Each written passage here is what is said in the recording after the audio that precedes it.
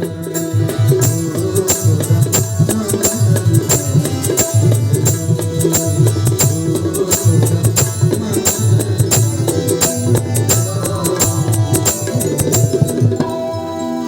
कृष्णचंद्र भगवान की। मन जो है वो दर्पण है, सबका मन बताता है हम कितने अच्छे हैं और कितने खराब हैं। दूसरों को बताने की आवश्यकता नहीं है, अपने मन के दर्पण में अपनी प्रतिमूर्ति, अपनी अच्छाई सब कुछ दिखाई देता है। नारद जी और सनत कुमार ये वार्ता कर रहे हैं। नारद जी ने कहा वो ज्ञान और वैराग्य उठ नहीं पाया, कहा भागवत सुनाओ, बस भागवत सुनाओगे और ज्ञान और वैराग्य उठ के बैठ जाएगा। क्यों कि भक्ति भी पुष्ट होगी और ज्ञान वैराग्य भी उसके भी समझ में आ जाएगा कि क्या करना चाहिए और क्या न करना चाहिए।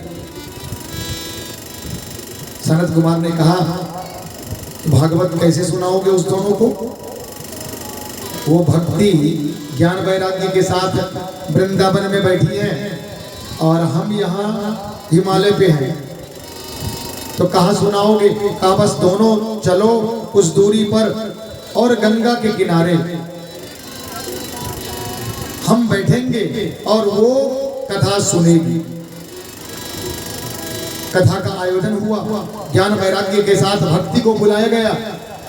भक्ति महारानी आई ज्ञान वैराग्य को लेकर, नारद जी मुख्य यजमान बनकर बैठ गए और कथा होने लगी। अब कथा कहने वाले कौन हो गए? सनत कुमार। जैसे ही सुना ऋषियों ने, देवताओं ने कि सनत कुमार कथा कह रहे हैं, तो सारे ऋषि दौड़े चले आए।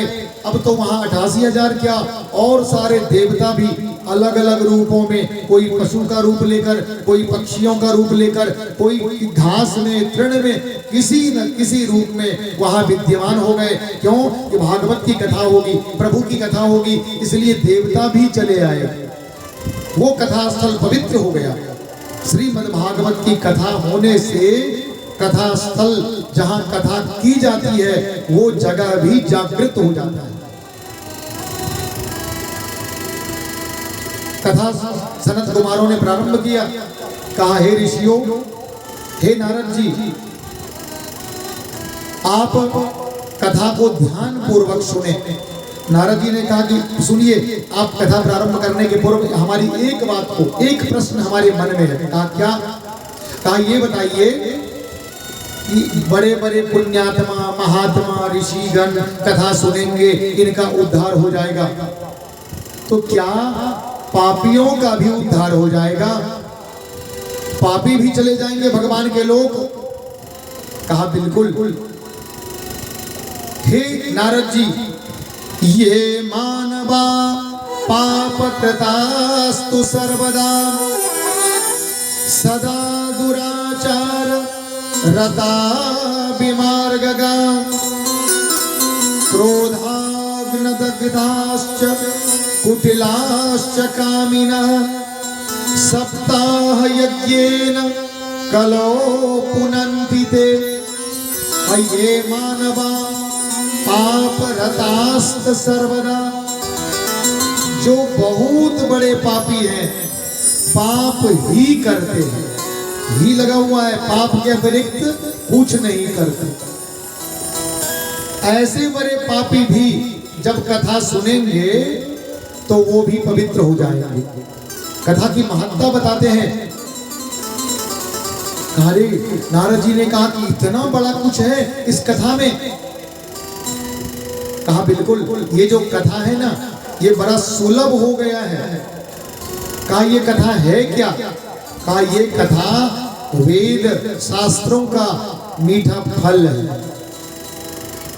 वेद और शास्त्र, उसको पढ़ने के लिए सबके पास तो ज्ञान नहीं है, पढ़ नहीं पाएंगे, तो उनके सब से उन सब को मिला के निचोड़ ये फल है। अच्छा, तो भागवत की कथा फल है, तो अगर ये फल है तो फल में तो गुठली भी होगा, छिलका भी होगा, तो इसमें से निकाल के फेंकने लायक कौन है? गुठली छिलका? कहा नहीं नहीं, इसमें गुठली छिलका होता ही नहीं है। कहा ये पीबत भागवतम, पीने की चीज है भागवत। कहा कब तक? कहा आलयम, जब तक समाप्त नहीं हो जाए। कहा पीते रहो। कब तक? जब तक मर नहीं जाओ। फिर जन्म हो जाए तो फिर पीने लग जाओ, पीते पीते फिर मर जाओ। जितनी बार जन्म हो पीते रहो, जब तक प्रभु के लिए, प्रभु के अपने मन में प्रभु के लिए प्रेम न हो जाए,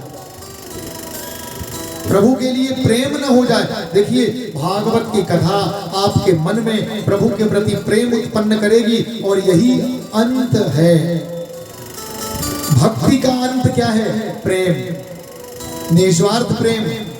भगवान से लेन देन वाली वस्तु नहीं, लेन देन की बात नहीं। हम जैसे भगवान के मंदिर में गए और भगवान से हमने कहा कि भगवान, ज्यादातर लोग करते हैं, भगवान अब की बार अगर इस बगल वाला खेत रजिस्ट्री हो जाए तब पैदल जल चढ़ाएंगे, साशर्त इलाज। पहले शर्त रखा, ये चाहिए हमारा बेटा का नौकरी हो जाएगा तो भगवान आपको पाठा दे देंगे। भगवती की क्या पागलपन है भाई? तुम भगवान से व्यापार कर रहे हो क्या? हम एक दुकान में गए और दुकानदार को 10 रुपया दिया, एक बिस्किट का डिब्बा लिया, चले आए। अब ये बताइए कि उस दुकानदार से हमारा कोई संबंध रहा क्या? सिर्फ लेन देन अगर हो भगवान से तो प्रेम जागृत नहीं हो सकता। इसलिए कहा कि अगर मन को प्रेम भगवान कृष्ण के चरण में अर्पित करना है तो निस्वार्थ प्रेम करो, गोपियों की तरह, हनुमान जी के तरह, जिसने कभी कुछ नहीं चाहा भगवान से, कोई चाहत नहीं। हनुमान जी से पूछा कि भगवान हनुमान जी आप क्या चाहते हैं प्रेम के बदले? कहा कुछ नहीं। भरत जी से पूछा गया था, जब भगवान राम बन जा रहे थे, निकल गए अयोध्या से, भरत जी आए और अपनी माँ को जो कहना था वो सब कह के गुस्सा करके, और भरत जी दौड़े, अयोध्या वासी उनके साथ चल रही है। भरत जी जा रहे हैं, सरयू में स्नान किया, स्नान जैसे ही किया गंगा माता प्रकट हो गई। गंगा माता ने कहा भरत कुछ मांग लो, क्या चाहिए तुमको? तो भरत जी ने क्या मांगा था? रामचरितमानस में आप पढ़ते हैं, भरत जी ने क्या कहा? अर्थन धर्म न काम रुचि, गति न चहो निर्वाण, जन्म जन्म रति राम पद, यह वरदान न आन। भरत जी ने कहा कि नहीं चाहिए मुझे धर्म अर्थ काम मोक्ष, 4 ही तो पुरुषार्थ हैं, यही तो हम लोग मांगते हैं। धर्म चाहिए, धन चाहिए, धर्म चाहिए, काम चाहिए और मोक्ष अंत में चल जाए भगवान के लोग, यही 4 चीज मांगते हैं। भरत जी ने कहा कि ये चारों नहीं चाहिए। पूछा क्यों? गंगा जी ने पूछा भाई सब चाहते हैं कि अर्थ चाहिए, धन चाहिए, तुमको क्यों नहीं चाहिए? कहा जो धन सभी अनर्थों का घर है। ये जो अर्थ है, अर्थ मतलब धन, ये जो अर्थ है इसके कारण ही तो हमारे राम जंगल चले गए, इसी राज्य के कारण ना। तो जिस धन के कारण, जिस राज्य के कारण राम से अलग होना पड़ा, वो धन मुझे नहीं चाहिए। फिर कहा अच्छा धर्म क्यों नहीं चाहिए? कहा धर्म 2 प्रकार का होता है। धर्म के 2 प्रकार हैं। एक है, ध्यान से सुनेंगे तो बिल्कुल समझ में आएगा। धर्म 2 प्रकार के हैं, एक है लौकिक धर्म और एक है पारलौकिक धर्म। लौकिक धर्म क्या है? बेटे को बढ़िया से पढ़ाना लिखाना, धन जमा करना, नौकरी करना, व्यवसाय करना, बढ़िया घर बनाओ, गाड़ी खरीदो, जमीन खरीदो, संसार में यश कमाओ, ये जितना कुछ है सब कुछ लौकिक धर्म है। लेकिन पारलौकिक धर्म क्या है? कि भगवान कृष्ण के चरण में सतत मन का लग जाना, यह है पारलौकिक धर्म। तो अगर पारलौकिक धर्म में लौकिक धर्म बाधक हो रहा हो तो उस धर्म का त्याग कर देना चाहिए। इसलिए भरत जी ने कहा कि मुझे ये धर्म नहीं चाहिए। और कौन सा धर्म?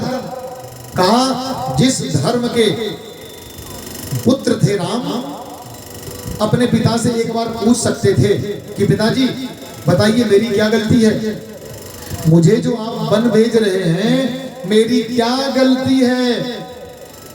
अपने उस धर्म में बंध कर राम ने एक बार भी अपने पिता से ये नहीं पूछा कि पिताजी हमारी गलती क्या है। वो धर्म मुझे नहीं चाहिए जो धर्म इस प्रकार मुझे राम से अलग कर दे। और काम क्यों नहीं चाहिए? काम के कई अर्थ हैं, दो अर्थक हैं। कामना, समस्त कामनाएं जो है हमारी जो इच्छा है, और कामदेव ये भी काम का अभिप्राय है। कहा नहीं मुझे काम भी नहीं चाहिए। जिस काम के वशीभूत होकर हमारे पिता ने कैकेयी माता के काम के वशीभूत होकर ही तो हमारे पिता ने राम को वन भेज दिया, वो काम भी मुझे नहीं चाहिए। और फिर निर्वाण क्यों नहीं चाहिए? मोक्ष क्यों नहीं चाहिए? कहा मोक्ष नहीं चाहिए। क्यों? जब हम मोक्ष हमें मिल जाएगा, भगवान में मिल जाएंगे, भगवान से एक हो जाएंगे भगवान से, तब क्या होगा? तो प्रेम करेंगे किससे भाई? जब हम प्रेम करने के लिए प्रेमी और प्रेमास्पद का होना आवश्यक है। दो जब रहेंगे तभी प्रेम कर पाएंगे। इसलिए मुझे मोक्ष नहीं चाहिए। मोक्ष मिल जाएगा, भगवान में मिल गए तो प्रेम ही खत्म हो जाएगा, प्रेम करने का मौका नहीं मिलेगा। तो भरत जी ने कहा कि हाँ चाहिए, लेकिन क्या चाहिए? जन्म जन्म रति राम पदो, मुझे जन्म लेना पड़े बार बार, एक बार नहीं, जितनी बार गर्भ में आना पड़े, दुख सहना पड़े संसार में, मुझे मान्य है, लेकिन राम के चरण में हमारी रति रहे, प्रेम रहे, ये मुझे चाहिए। भरत जी ने कहा। इसलिए सौनक जी कहते हैं, हे नारद जी, भगवान के चरण में प्रेम का होना इसकी अनिवार्यता है। और कोई भी पापी क्यों नहीं हो, कितना बड़ा से बड़ा पापी भी क्यों नहीं हो, 7 दिन ध्यान पूर्वक, एक तो बैठ नहीं सकता है वो पापी, नहीं, जैसे पाप मन में आएगा तो चंद तरह की बात आएगी, पता नहीं कहाँ जाना है, क्या करना है। 7 दिन तक संपूर्ण भागवत की कथा को अगर किसी ने मन से सुन लिया, हनुमान जी की तरह सुना, हनुमान जी सबसे पहले आते थे और कथा में सबसे बाद में जाते थे, अब बीच में टपक नहीं पड़ते थे, कथा ही निकल गई, सुनने का मौका नहीं मिला, इसलिए हनुमान जी सबसे पहले आना और सबके बाद में जाना। अगर इस तरह कोई कथा को सुने तो निश्चित रूप से 7 दिन में ही भगवान कृष्ण अधोक्षज के चरण में अनुराग हो जाएगा। सौनक जी ने कहा, हे नारद जी, एक सामान्य कथा कहता हूँ। देखिए, ये कथा एक और उद्देश्य मेरा था। मैंने एक प्रस्ताव दिया था कि अपने यहाँ जिन लोगों का, अब मैं अभी उद्घोषणा मंच से भी करता हूँ, बहुत सारे लोग, हम कई बार यहाँ नारायण बलि श्राद्ध में भी आए, कई लोग जो युवावस्था में चले गए, तो जो लोग यहाँ से युवावस्था में चले जाते हैं, इस एरिया में काफी लोग गए हैं, तो मैं उन सब से जो गए हैं, गए नहीं हैं, वो जाते नहीं हैं, जो देखिए मृत्यु के 2 तरीके हैं, ध्यान से सुनेंगे। मरने का 2 तरीका है। यह आत्मा जो बात कर रही है आपसे, जो बोल रही है, जो आप जो सुन रहे हैं, वो सुनने वाला, बोलने वाला कोई और है जो शरीर से अलग है। शरीर में रहता तो है, लेकिन है वो शरीर से अलग। जब मैं निकल जाऊं शरीर से, जो बोलने वाला है निकल जाए शरीर से, तो शरीर तो यथावत पड़ी रहती है, आंख भी वही है, कान भी वही है, मुंह भी वही है, सब कुछ है, न तो वो बोल सकता है, न सुन सकता है, न देख सकता है। सब कुछ है, लेकिन उसके बाद भी उसकी शक्ति सुनने की, देखने की, बोलने की खत्म हो गई। इसका मतलब बोलने वाला कोई और था, सुनने वाला कोई और था, देखने वाला कोई और था, जो इस शरीर से निकल गया। तो इस शरीर में जब हम रहते हैं, अब हम अपनी बात करते हैं, आत्म तत्व जो इस शरीर में निवास करता है, बहुत दिनों तक इस शरीर में रहते रहते, जैसे हम 60 वर्ष तक इस शरीर में हैं, गर्भ से ही चले, जब माँ के गर्भ में थे शरीर बना, एक पानी के बुलबुला के इतना बड़ा शरीर बना, उसी समय हम आ गए, उस शरीर में विद्यमान हुए, शरीर बढ़ता रहा, गर्भ में जब नहीं अटे, भगवान ने गर्भ से बाहर किया, लेकिन हम उस शरीर में रहे, बढ़ते रहे, 60 वर्ष तक आ गए। अब कोई 80 वर्ष पहुंच गए, कोई 100 वर्ष पहुंच गए, इतने दिनों तक शरीर में रहते रहते ये भूला जाते हैं हम इस शरीर से अलग हैं, हमारा अस्तित्व इस शरीर से अलग है, इस बात को भूला जाते हैं, याद ही नहीं रहता है। हम समझते हैं हम ही हैं, वो शरीर जो है वही हम हैं। तो इतना एकीकरण जब हो गया, तो जब हम युवावस्था में हैं, बढ़िया है शरीर, निकलने की अवस्था नहीं है, बढ़िया से सुखपूर्वक चल रहा हो, और किसी प्रकार का कोई ऐसा घात हुआ, एक्सीडेंट हो गया, किसी भी कारण से शरीर से निकलना पड़े, तो जिस शरीर से 60 वर्ष, 50 वर्ष, 30 वर्ष तक प्रेम था, लगातार शरीर में विद्यमान थे, उस शरीर से निकलने में कितना कष्ट होगा। जिस व्यक्ति से आप अधिक प्रेम करते हैं, उसका साथ छोड़ने में और ज्यादा कष्ट होता है। तो सबसे ज्यादा प्रेम किससे है? इस शरीर से। और इस शरीर से निकलने में जब युवावस्था में हो तो उसको कितना कष्ट होगा, बहुत अधिक कष्ट होगा। जब वो शरीर से निकलेगा, छटपटाएगा, चाहेगा कि मुझे ये शरीर फिर मिल जाए, मैं इस शरीर में चला जाऊं, क्योंकि उसको उस शरीर से बहुत प्रेम है। इसी को कहते हैं अकाल मृत्यु। मरने का एक तरीका ये है, दूसरा तरीका है आप 50, 60, 70, 80, 90 पहुंच गए, अब धीरे धीरे कमर टेढ़ी हो गई, आंख से दिखाई नहीं देता, कान से सुनाई नहीं देता, पूछते कौन है, ऐसी स्थिति आ गई। हम इस शरीर को कमजोर समझने लगते हैं, हमारी आत्मा समझती है अब ये शरीर रहने लायक नहीं है, अब इसमें नहीं रहा जा सकता। तो आत्मा खुशी पूर्वक इस शरीर का त्याग करती है कि चलो इस शरीर को छोड़ दें, अब दूसरे शरीर में जाएंगे, जो भोगना होगा भोग के अगले नए शरीर में जाएंगे। सुख पूर्वक इस शरीर से निकल जाती है आत्मा, ये है सामान्य मृत्यु। तो जो जिनकी अकाल मृत्यु हुई है वो सभी इस शरीर को ढूंढते हैं, जिससे प्रेम है उसको ढूंढते हैं। धीरे धीरे उन सबों का एक परिवार हो जाता है, वो एक जगह रहने लगते हैं। ये उसको कहते हैं कि प्रेत की अवस्था में रहना। ये मैंने कथा में कहा, और मैं कथा के माध्यम से उन सबों से साग्रह निवेदन करता हूं जिन्होंने अपने शरीर को छोड़ दिया है। आप आइए, इस कथा में आइए और इस कथा को सुनिए। इस कथा के सुनने से अवश्य आपको सद्गति मिलेगी। इसका उदाहरण सनत कुमार ने दिया, कहा सुनिए, आत्मदेव नाम के एक ब्राह्मण थे, और आत्मदेव ब्राह्मण को पुत्र नहीं था, गाय थी, वो भी बांझ थी, संतान नहीं था। उनकी जो पत्नी थी उसका नाम था धुंधली। धुंधली नाम इसलिए है कि उसके जो कृत्य थे वो उसी प्रकार के थे।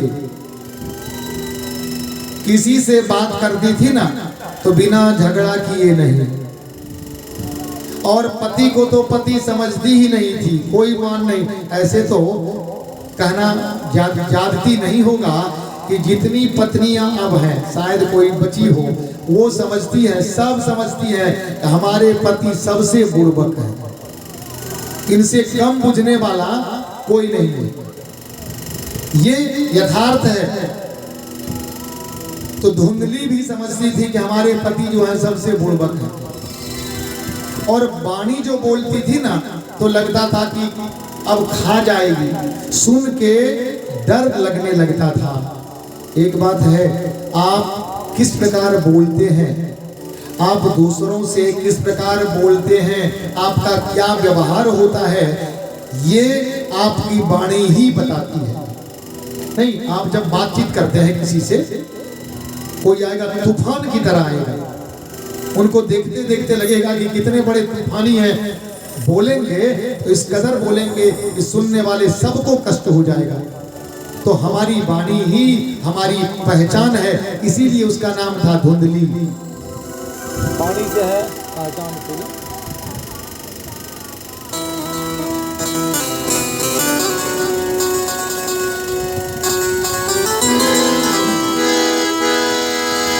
वाणी से ही होते हैं पहचान।